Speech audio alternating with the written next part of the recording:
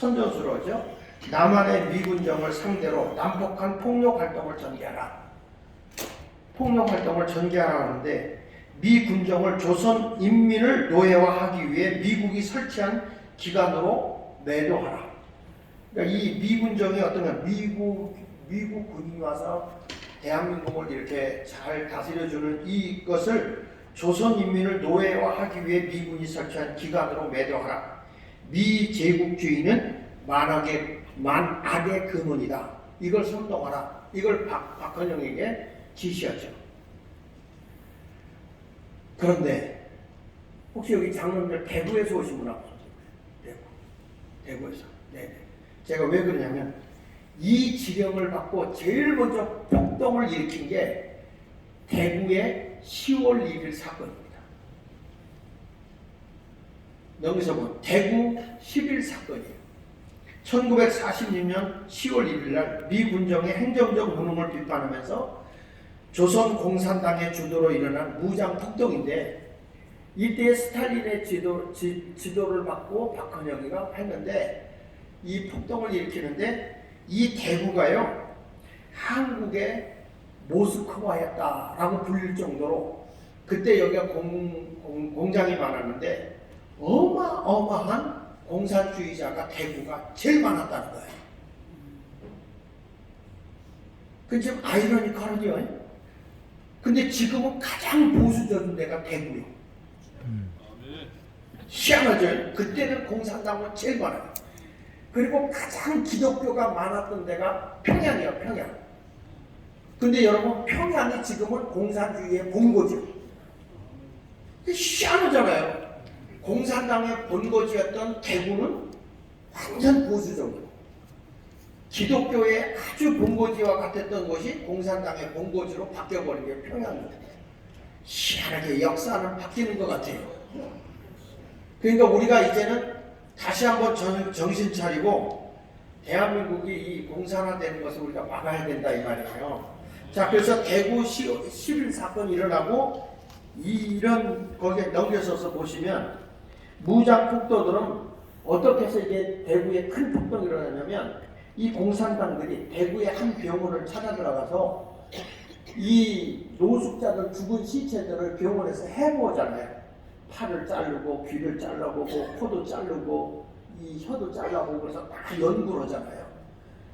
그런 해부하는 시체들을 끌고 바깥으로 나와서 미군들이 우리 한국인을 이렇게 죽인다.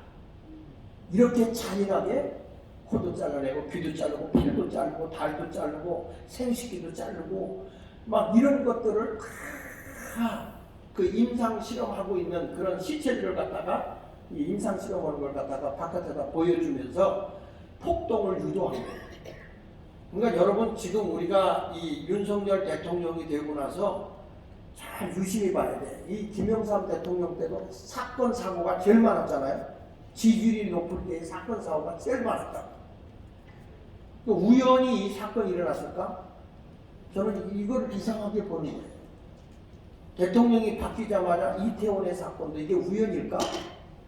이런 것들을 한번 냉정하게 봐야 돼요.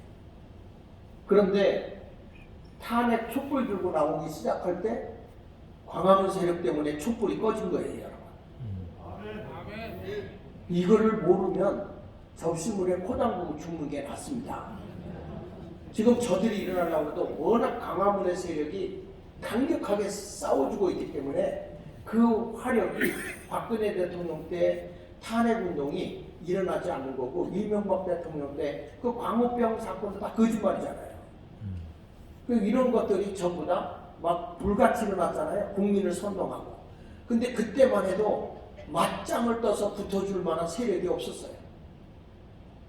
근데 이런 세력들이 다시 광화문의 세력이 일어났는데 전 이게 교회라고 보거든요. 건물 안에 갇혀있던 교회가 세상 밖으로 뛰쳐나옵니다. 예수님께서 예루살렘 성전 안에만 우리끼리 모여갖고 담을 쌓고 성을 쌓고 있는 유대교 기독교인들을 보면서 예수님이 불과 예수님이 부활 승천하시고 얼마 되지도 않았어요. 그러니까 이 60년, 한 예수님이 부활승천하시고 60년도 안 됐는데 60년 정도 됐는데 교회가 성을 쌓고 세상하고 완전히 별개로 산 거예요. 그러니까 예수님이 이러한 그 요한을 통해서 메시지가 전해진 게 뭐냐면 예루살렘 성전 헐어라. 내가 사흘 후에 다시 짓겠다. 그러니까 거기서 유대교 기독교인들은 뭐라 합니까? 이 예루살렘 성전 46년 동안 지었다. 그 네가 어떻게 사흘 만에 짓겠느냐? 그건 예수 그리스도의 몸을 말하는 거라고 했잖아요. 교회는 지금요 건물 안에 있을 때가 아닙니다. 세상을 변화시키러 뛰쳐나가야 됩니다. 아멘. 자유마을운동으로 들어가야 됩니다. 이번에 제가 우리 신당호동에 동네에 저는 지금 우리 중구에 다 조직하는 데마다 제가 다 간섭을 다 들어갔거든요. 그리고 교인들을 2~3명씩 해서 다 10명, 12명 한 조를 만드는데 교인들이 다 들어가요. 이번에 신당호동에 한 조를 편성해가지고 만드는 데 들어갔는데 저하고 이렇게 잠깐 얘기를 했는데 처음에는 아주 얼굴에 써 있어요. 싸늘하게 찬바람이 이렇게 부는 거예요. 찬바람이 아주 냉랭하게 불더니 제가 나라에 대한 이야기를 하고 왜 이런 운동을 해야 되는지를 잘 설명을 하니까 저들의 마음이 눈 녹듯이 싹 녹아요. 그러면서 얘기를 듣고 나더니 저도 목사님 교회 나갈게요. 그러더라니까. 전도운동이 대박이야, 대박. 근데 교회들이 멍청해가지고 코로나 때 교인들이 30~40% 떠났다 이렇게만 얘기하지 세상을 향해 뛰쳐나갈 생각을 안 하는 거예요. 이 장로님들은 앞으로 뭘 해야 되냐? 초창기 때 목회자가 모자랄 때 순회 설교했거든요. 순회. 돌아다니며 순회 설교했거든요. 10명, 12명씩이 조직이 되잖아, 동네에. 그러면 그 작은 공동체의 교회에 여러분들이 순회 설교하고 다녀야 돼. 아멘 안 하십니까? 아멘. 아니 그냥 밥만 먹고 화장실만 부흥시키다 갈래요? 그래서는 안 되잖아요. 분명히 우리에게 새로운 사명이 주어졌다니까요. 이 변화가 일어나고 있는 거예요. 이게 한국교회 하나님이 마지막에 기회를 준 거예요. 이거 놓치면 안 돼요. 자, 그 다음에 여러분 잘 아는 4.3 사건, 4.3 사태, 제주도에서 일어난 사건이요. 근데 이 당시에 그 남조선 노동당의 선동가이가 반란의 수괴인 우리가 잘 아는 김달삼, 이 사람이 여러분 애국자입니까? 이 사람이 민주의 투사입니까? 근데 이런 사람이 자꾸 존경받는 시대가 되보니까 이게 문제되는 거 아닙니까? 다음에 넘겨서 보시면 여기 보십시오. 제주도 인민 대중에게 드림.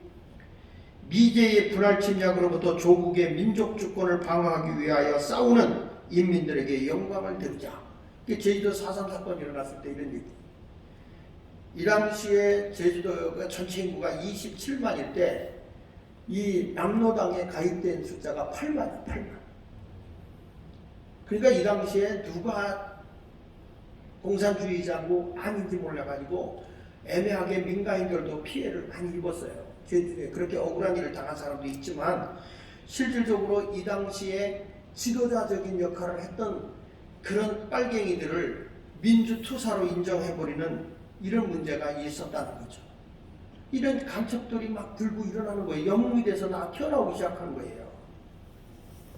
여순 반란 사건 여러분 넘기셔서 보시면 여순 반란 사건도 우리는 유일하며 통일된 민족적 정부인 조선인민공화국을 보위하고 충성할 것을 맹세한다. 자, 이렇게 여기저기서 스탈린의 지시를 받고 박헌영이가 한국에 있는 공산주의자들한테 지령이 떨어지기가 무섭게 여기저기서 막 폭동이 일어나기 시작합니다. 그래서 겨우 우리나라의 폭동을 힘겹게 막죠. 그런데 소련과 김일성, 박헌영이 근래에 발표된 거 보면 김일성과 박헌영이가 소련을 설득해서 6.25를 일으키게 된 거예요. 6.25가 일어날 때만 해도 남한보다 북한이 40배를 더 잘 살았어요. 탱크가 저쪽은 274대 정도가 있을 때 남한은 한 대 있을까 말까. 그러니까 3일 만에 다 정복돼서 내려오는 것이죠. 이렇게 다 대한민국이 공산화가 되게 될 때 그때에 여러분 우리나라 정말 하나님이 도와주셔서 낙동강 그 정말 마지막에 거기 남아 있는데 그래도 이승만 대통령이 대단한 게요. 대학생들은 군 징집 면제를 해줬어. 남한이 다 공산화될 위기에 처해 있는데도 대학생들은 군 면제를 해줘요. 왜 그랬느냐? 이 나라가 다시 세워질 때 만약에 대학에 다니는 사람들이 다 전쟁터에 나가서 죽는다면 이 나라를 새롭게 세울 지도자가 없다. 나라를 바르게 세울 수 있는 지도자를 죽여서는 안 된다. 여러분 그런 인재를 남겨놓은 것을 가지고 박정희 대통령이 대한민국을 산업화 일으킨 거고 한강의 기적을 일으킨 거예요. 그러니까 똑바른 지도자는 내일을 바라볼 수 있다는 거예요. 이 지도자는 두 가지가 있어야 돼요. 첫째는 판단력, 두 번째는 추진력. 판단력이 정확했던 거죠. 이승만 대통령이나 박정희 대통령이 판단력이 정확하고 판단을 해놓고 나서는 과감하게 추진해 나가는 거죠. 우리나라는 제가 이제 시간이 되면 그 이승만에 대한 건국 이념이라든지 자유민주주의라든지 더군다나 이 한미동맹을 여러분들이 이렇게 아시는 분 아시겠지만 한미동맹은요 이게 얼마나 이승만 대통령이 대단한 사람이냐면 미국에서 뭐라고 평가하냐면 한국과 미국이 협정을 맺은 한미동맹은 미국을 굴욕시킨 외교였다 이렇게 말해요. 미국의 군사력을 마음 놓고 한국에서 부릴 수 있게 협약이 되어 있고요. 한국의 경제 지원을 받을 수 있도록 협약이 되어 있고요.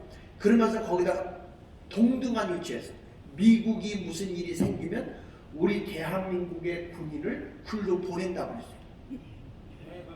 아니 우리가 미국을 도와줄 일이 뭐 있겠어요. 그런데도 우리는 월남의 혈맹 동맹을 하는 거예요. 월남에 가서. 그러니까 피로 맺어진 거예요. 그리고 우리는 그 군사의 협정, 한미동맹이 어느 때까지냐. 양쪽에서 파기하지 않는 한, 한쪽에서 파기해가지고는 안 돼. 양쪽에서 합의에 파기가 되지 않는 한 무기한이야. 전혀 놀라질 않네요. 무기한. 일본은 10년마다.